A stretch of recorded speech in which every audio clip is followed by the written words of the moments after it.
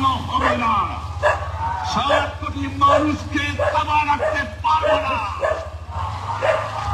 আমরা যখন মরতে শিখেছি তখন কেউ আমাদের থামাতে পারবে না।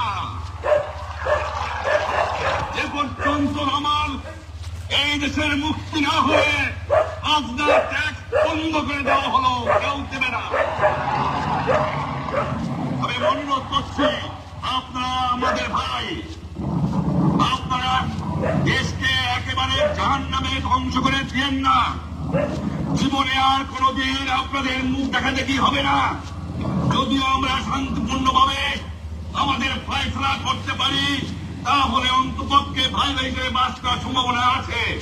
সেই জন্য আপনাদের অনুরোধ করছি, আমার এই দেশে আপনারা মিলিটারি শাসন চালাবার চেষ্টা করবেন না। দ্বিতীয় কথা, প্রত্যেক গ্রামে, প্রত্যেক মহল্লায়, প্রত্যেক ইউনিয়নে, প্রত্যেক সাব ডিভিশনে আওয়ামী লীগের নেতৃত্বে সংগ্রাম পরিষদ গড়ে তোলো এবং তোমাদের যা কিছু আছে তাই নিয়ে প্রস্তুত থাকো। মনে রাখবা, রক্ত যখন দিয়েছি, রক্ত আরো দেব। এই দেশের মানুষকে মুক্ত করে ছাড়াবো ইনশাআল্লাহ। এবারে সংগ্রাম আমাদের মুক্তির সংগ্রাম, এবারে সংগ্রাম স্বাধীনতার সংগ্রাম। বিশ্বাস নিশ্চয়ই রাখেন, জীবনে আমার রক্তের বিনিময়েও আপনাদের সঙ্গে বেইমানি করি নাই।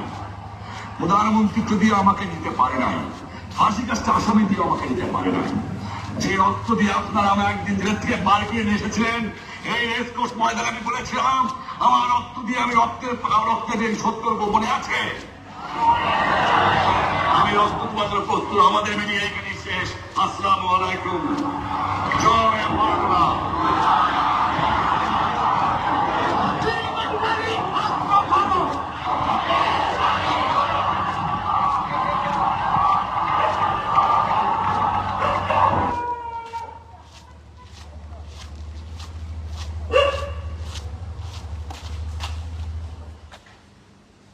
Bye bye.